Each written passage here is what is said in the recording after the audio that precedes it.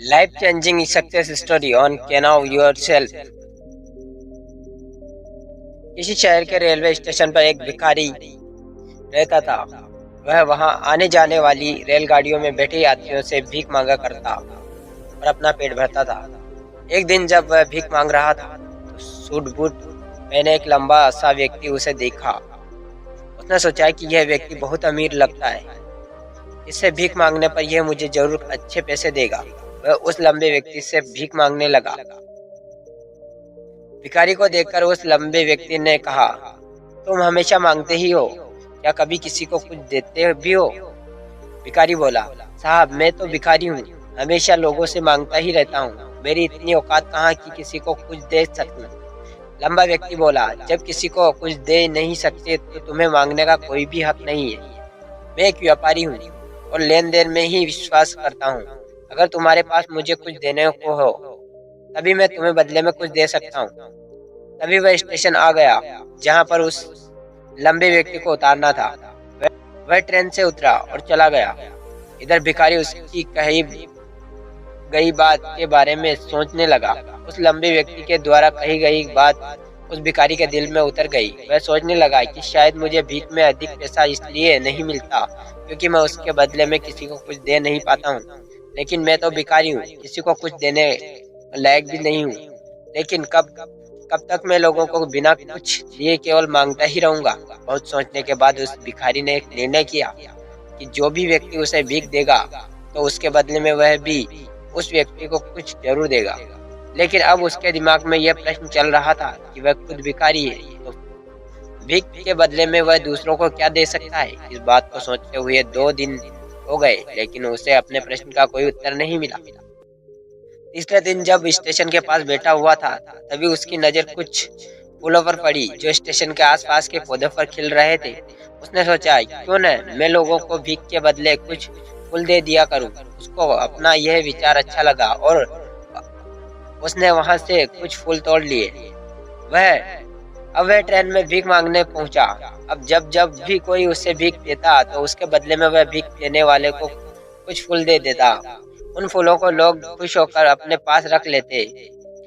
अब भिखारी रोज फूल तोड़कर और भीख के बदले में फूलों को लोगों में बांट देता था। कुछ ही दिनों में उसने महसूस किया कि अब उससे बहुत अधिक लोग भीख देने लगे हैं। वह स्टेशन के पास के सभी फूलों को तोड़ने लगा था।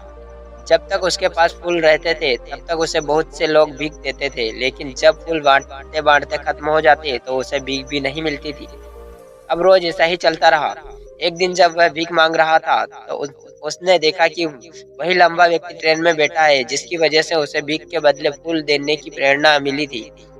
वह तुरंत उस व्यक्ति के पास पहुंच गया और भीख मांगते हुए बोला, आज मेरे पास आपको देने के लिए कुछ फूल हैं। आप मुझे भीख दीजिए तो बदले में मैं आपको कुछ फूल दूंगा। उस लंबे व्यक्ति ने उसे भीख के रूप में कुछ पैसे दे दिए और भिखारी ने कुछ फूल उसे दे दिए। उस लंबे व्यक्ति को यह बात बहुत पसंद आई। वह बोला, वाह क्या बात है, आज तुमने भी मेरी तरह एक व्यापारी बन गए हो। इतना कहकर फूल लेकर वह लंबा व्यक्ति अपने स्टेशन पर उतर गया। लेकिन उस लंबे व्यक्ति द्वारा कही गई बात एक बार फिर से उस भिखारी के दिल में उतर गई। वह बार बार उस लंबे व्यक्ति के द्वारा कही गई लाइन के बारे में सोचने लगा और बहुत खुश होने लगा। उसकी आंखें अब चमकने लगी। उसे लगने लगा कि अब उसके हाथों सफलता की वह चाबी है। उसकी आंखें अब चमकने लगी। उसे लगने लगा कि अब उसके हाथ सफलता की चाबी लग गई है जिसके द्वारा वह अपने जीवन को बदल सकता है। वह तुरंत ट्रेन से नीचे उतरा और उत्साहित होकर बहुत तेज आवाज में ऊपर आसमान की तरफ देखकर बोला, मैं भिखारी नहीं हूँ, मैं तो एक व्यापारी हूँ। मैं भी उस लंबे व्यक्ति जैसा बन सकता हूँ, मैं भी अमीर बन सकता हूँ। लोगों ने उसे देखा तो सोचा कि शायद यह भिखारी पागल हो गया है और अगले दिन से वह भिखारी उस स्टेशन पर फिर कभी नहीं दिखा। लेकिन 6 महीने बाद इसी स्टेशन पर 2 व्यक्ति सूट बूट पहनते हुए यात्रा कर रहे थे। दोनों ने एक दूसरे को देखा तो उनमें से एक ने दूसरे से हाथ मिलाया और कहा, क्या आपने मुझे पहचाना?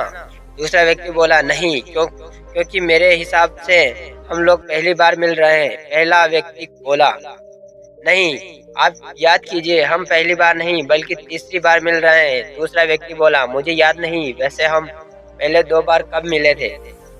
अब पहला व्यक्ति मुस्कुराया और बोला, हम पहले भी 2 बार इसी ट्रेन में मिले थे।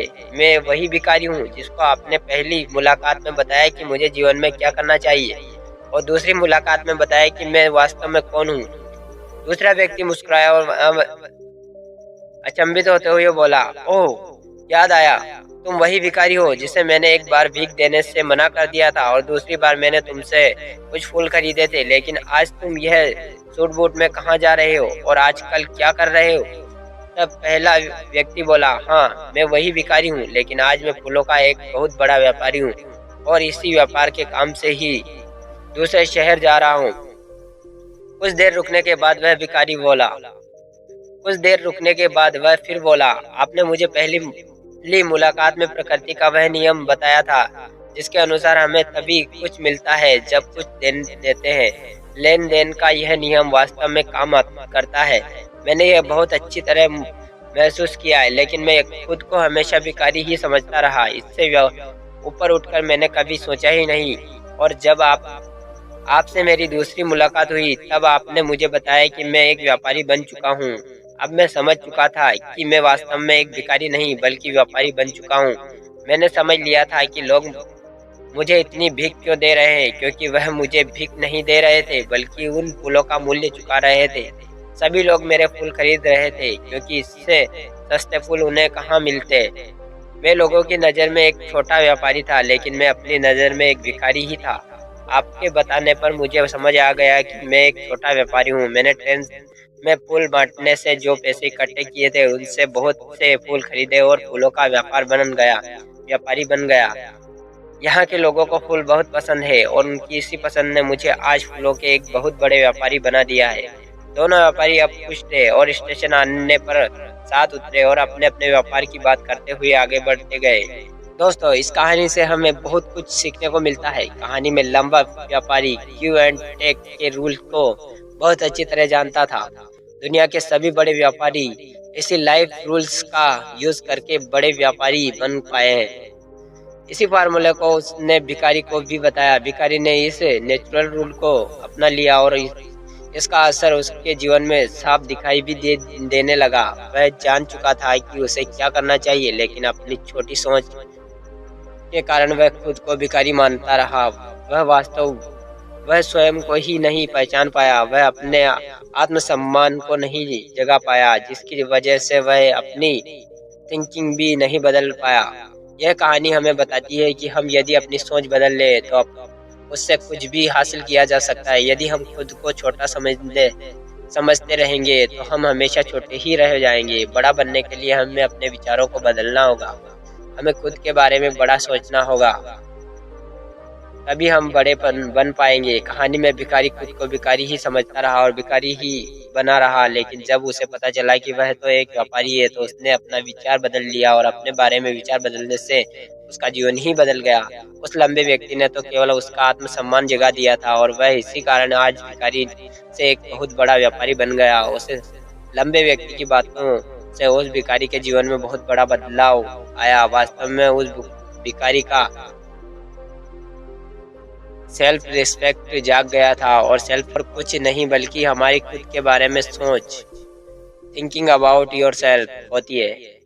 आप भी प्रकृति के इस नियम को सीखिए, अपना आत्मसम्मान को जागृत कीजिए, अपनी सोच को बदलिए और उससे बहुत बड़ा बनाइए। ऐसा करके तो देखिए, आप पाएंगे कि आपका जीवन बदल चुका है तथा आप एक पहाड़ पर सबसे ऊपर खड़े हैं और पहाड़ का नाम है सफलता। दोस्तों, आई होप आपको ये कहानी अच्छी लगी हो। कहानी अच्छी लगी हो तो हमारे चैनल को सब्सक्राइब करो, वीडियो को लाइक कर दीजिएगा और कमेंट बॉक्स में अपनी राय जरूर दीजिएगा। चलिए साथियों, मिलते हैं किसी नई कहानी के साथ, नए टॉपिक के साथ। तब तक के लिए धन्यवाद।